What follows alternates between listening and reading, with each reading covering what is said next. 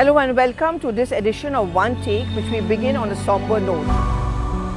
First of all of us, our condolences to the family of the victims who died in that horrible train accident in Balasore, Odisha. What is it that we are going to be discussing this week? There's a huge cry for the resignation of the Rail Minister to take responsibility and also to seek accountability from him. And the larger question I'm asking this week is, do resignations matter, or does it become only an opportunity to score a political point? That's my question to all of you, and do give in all your reactions.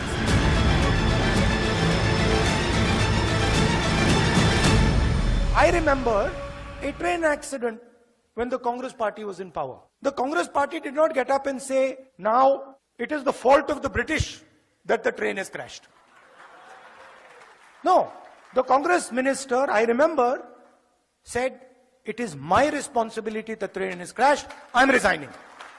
This is not the time to do politics. This is the time to focus our entire energy. Also demanded your resignation, which is absolutely fine. My point is, this is the time to fully focus on making sure that the complete restoration happens in the earliest possible time.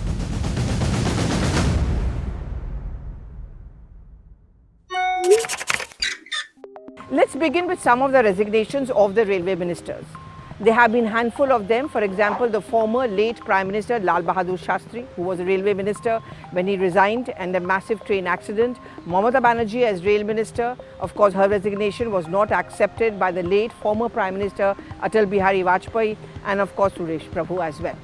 Now there's a huge demand by opposition parties and even by former rail ministers like Nitish Kumar, like Lalu Prasad Yadav, Mamata Banerjee, all of them saying there's just no way that the present rail minister can skirt the responsibility and go away. There has been equally strong rebuttal coming in from the BJP, where they have put out statistics to show the number of casualties, derailments during the tenure of these three names I just took. But no one resigned. So has it just emerged as a tutu meme, each calling out the other person? And that's why I'm asking this question, not just focusing on the rail ministry resignation demand, but also the larger question of resignations of our mantris. Well, world over, there's a trend that leaders are supposed to take accountability and they take the responsibility as well. And that's why they step down and they offer to resign. What it really does is sends out this very strong message that yes, I hold myself accountable because it's you, the people, who have voted for me, and you are the people I am answerable to. But unfortunately, very often that's not what it emerges as. Especially in our country like India, it is actually becoming a political point. I'm not defending for a moment the lacunae or the mishaps which may have taken place as far as the present rail accident is concerned.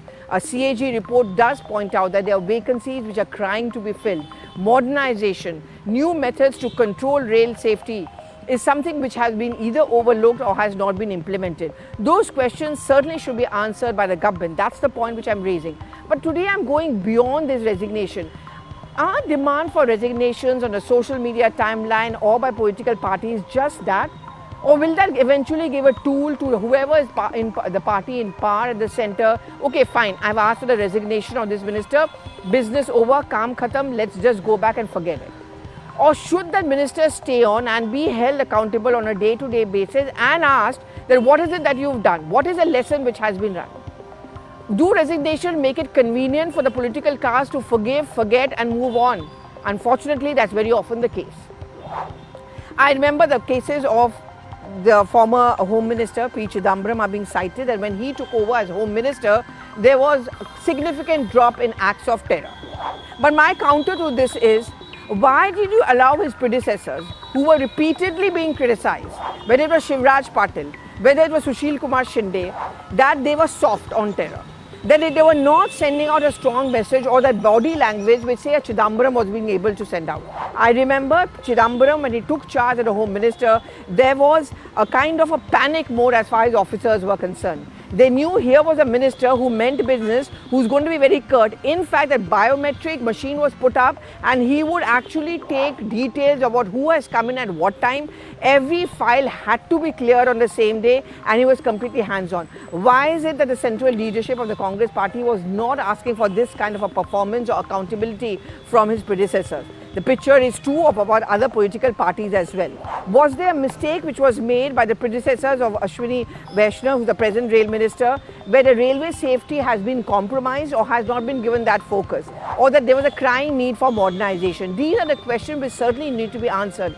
But do resignations really help? Let's talk about the UPA times, because I remember I was there at 7 RCR, that was what it was earlier called. Over there was a huge media trial, media outcry. The BJP was breathing down the neck on the former Prime Minister, Dr. Manmohan Singh, on Sonia Gandhi, demanding the resignation of the ministers. So it was a long list. It was Ashwini Kumar, the law minister. It was, of course, Shashi Tharoor. All of them were asked to step down. What happened? There was a state of limbo. The law ministry perhaps did not see as many appointments as it did during the UPA time. The law ministry is not a small ministry. It is very important because it keeps in mind a lot of factors. So you had a Kapil Sibal, you also had, for example, Ashwini Kumar giving way, and Veerappa Moily. All of these keep on changing. What happened was that there was a state of confusion, instability inside the law ministry, and therefore there was a situation where it was not able to do its job. So therefore I'm asking this question, is whether resignations really help the cause. The whole idea of a resignation is to learn a lesson. Are lessons really learned? Was a lesson really learned when, for example, Suresh Babu stepped down, when Mamata Banerjee offered to resign? Have their followers or those who came after them have given that kind of an importance to railway safety, to ensure that there is adequate staff?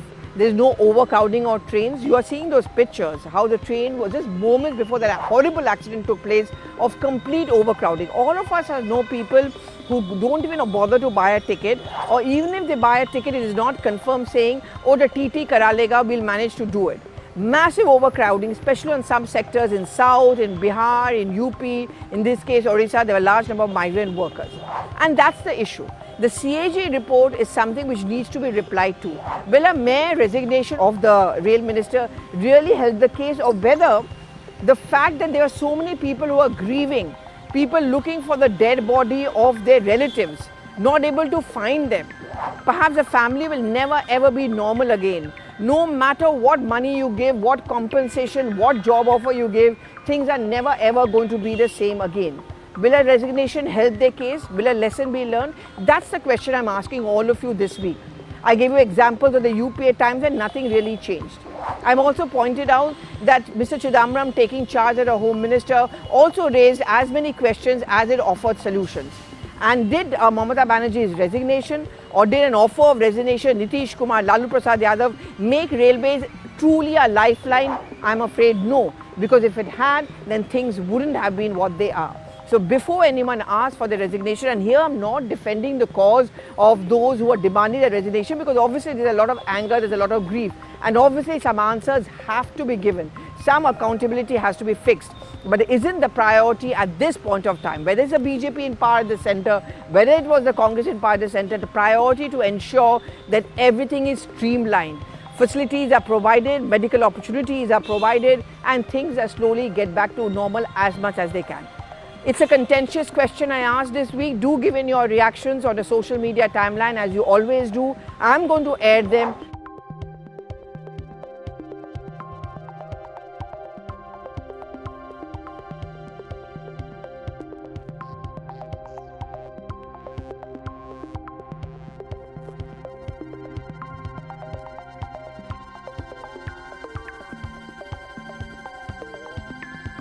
Thank you so much for watching.